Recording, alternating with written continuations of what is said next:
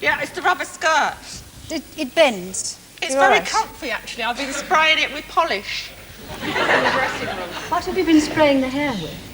Oh, this morning I decided my hair wasn't quite red enough for the show, so I live in this new house that's actually all glass and people can see in. It's a bit like being Guy the gorilla at London Zoo. So I decided my roots needed doing, so I got a black plastic dustbin bag and cut a hole for my head.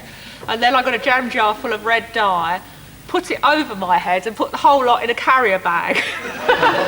Then my boyfriend got up and nearly died of shock. Boyfriend thought you were Nigel Havers, eh? Yes, well, I don't know about that, so I don't know when you last saw Nigel Havers. That looks like a black plastic Well, it bag. does look a bit like one. It's exactly the sort of thing Nigel Havers puts on his head. Is it? Yes, it is. It is. Well, it's very comfy, Sue. I don't know if you'd like to try it on after the show. Where is your spiritual home, Janet? We've been hearing that Russell's is in the Tuscan hills with a glass of wine and a piece of bread. Pork pie. And a pork pie. Yes. When I shared an office with him, he was always having this individual pork pie on his desk. A really miserable person to share an office with. I'd be coming back from lunch and having a little sleep under the desk in my duvet coat, and he'd be eating his individual pork pie and being miserable. But your spiritual home is now in a glass house in the city, by the sound of it. Yes, I've got. I built a brand new house in the city about 3.5 years ago. I was lucky enough to be able to buy a bomb site, and it's taken 3.5 years of living out carrier bags. And told women to wear their bras on top of their frocks. She's currently advocating twin sets and pearls for men. Please will you welcome Vivienne Westwood. Vivienne, welcome. Hello. I'm enjoying the frock.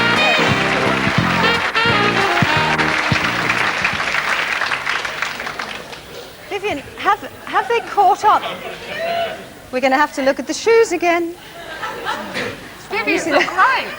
You look wonderful. What do you call them? They're really great. You can stand on them on tiptoe. They're ever so stable. What do you call them? I call them rocking horse shoes. Where have you got this pelmet from here?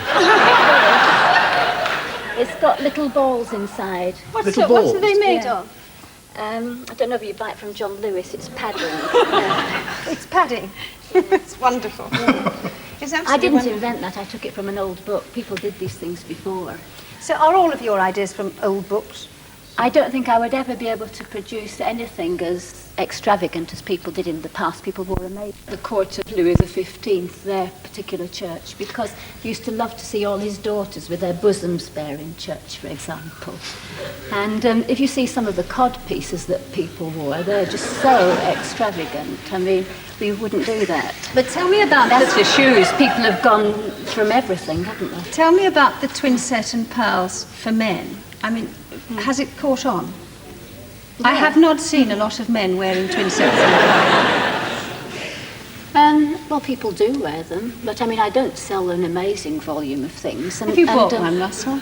Not yet. I didn't even know about it. Yours is not the rubber skirt. No, but I've got one of Vivienne's tops that's like a corset that you wear with a tiny skirt, like a bit like the one she's got on, that's all kind of big on the hips. Oh, well, I think we might be going to see one of those because we're going to look at your latest collection. I know every time you do a collection, they say, crikey, Viv's blown it, don't they? Let me tell you about the twin set and pearls, because it's very, very nice soft knits and it's very, very comfortable to wear. And I do think that, yes, you might see your bank manager in 5 years wearing that. Yeah, perhaps not the pearls, but the twin set. It's a good job you'll be in the cupboard in that case.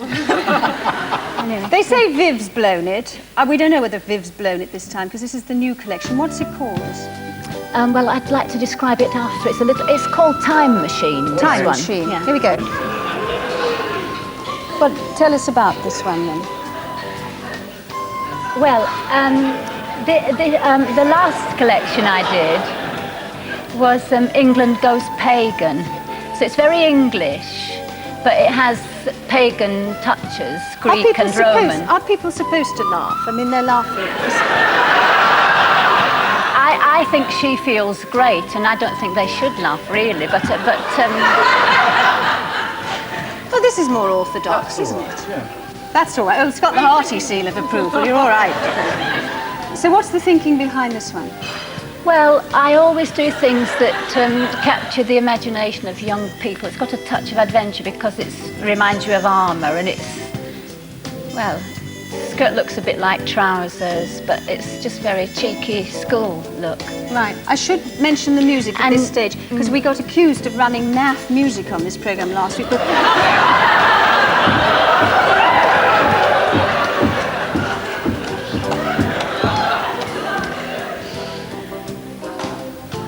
Vivienne. It's brilliant. Vivienne's talking. Oh, Michael, that's wonderful. Plaid and velvet. Now, that is a fashion pointer, but really, for men, do you really expect to sell those? Of course, yes. I mean, what sort If they don't stop laughing, I shall tell the next person not to come on. Oh, dear. You're not to laugh. You can laugh. You can laugh, but look as well. It's really great. Is this a winter collection? Yeah. I've never met this response before. What response do you normally get? I don't know, people get really into it, that's all. They think it's just great, usually. Is that a lampshade that she's got? Sort of Crinoline. Oh, crinoline. It's a mini crinny. How do they feel in it? It's really comfortable. It's not well, of course it's comfortable. You sit down and it just disappears. Here you are, But, yeah. Russell. This is for you. This is more me, yeah. Is it called anything, that?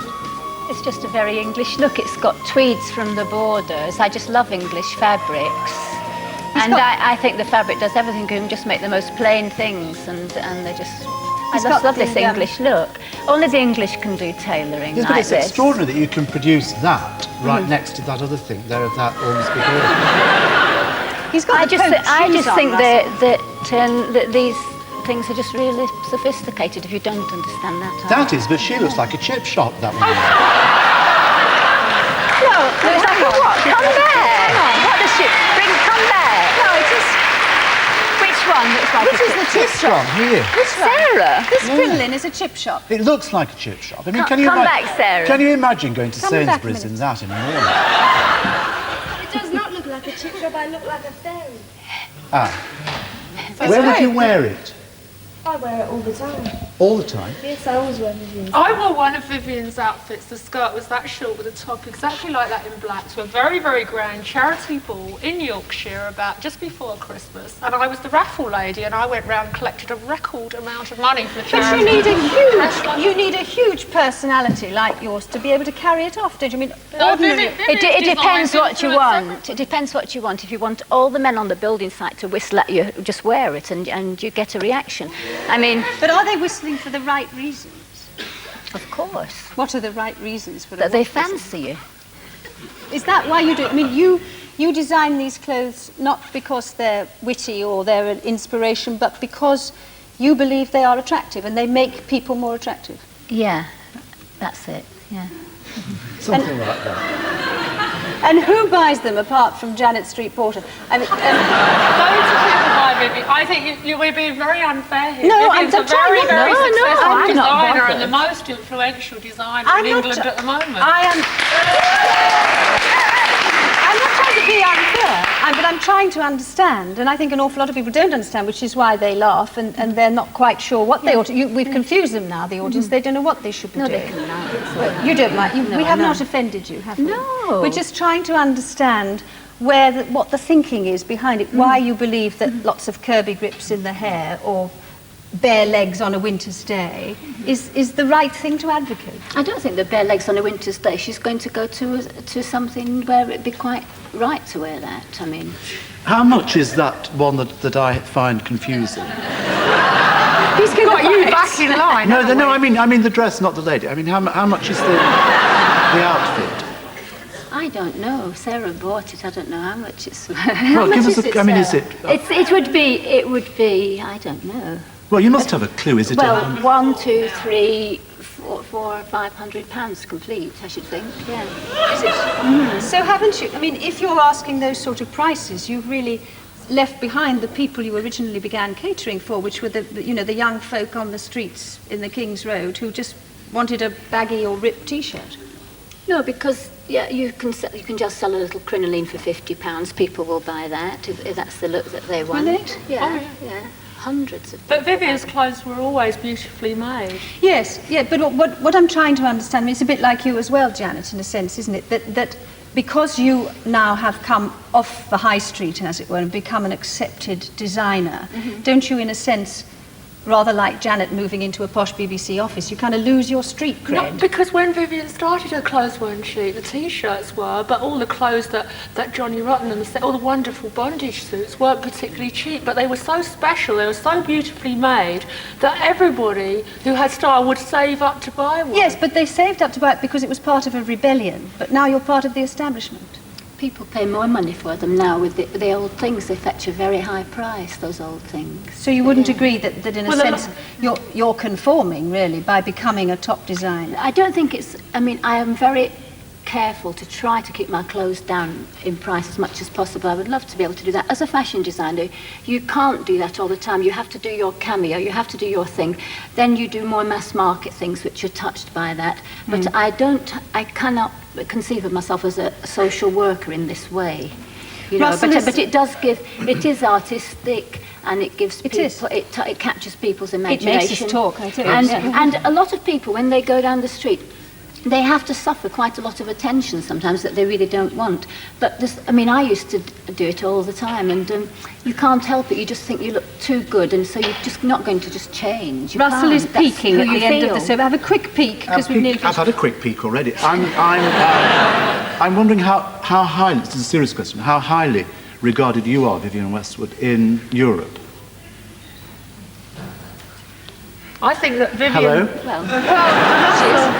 When Vivienne did the I don't crinoline, it was understand the copied question. by French She's been copied. She's had the tube copied, she's had the puffball copied. She is one of the top designers. Right. And on that note, we haven't upset you, have we? No, not in the least. You're very I kind. don't mind. In fact, I'm quite pleased, but I usually don't get that kind of reaction. It's get this strange. reaction, ladies and gentlemen, Vivienne Westwood.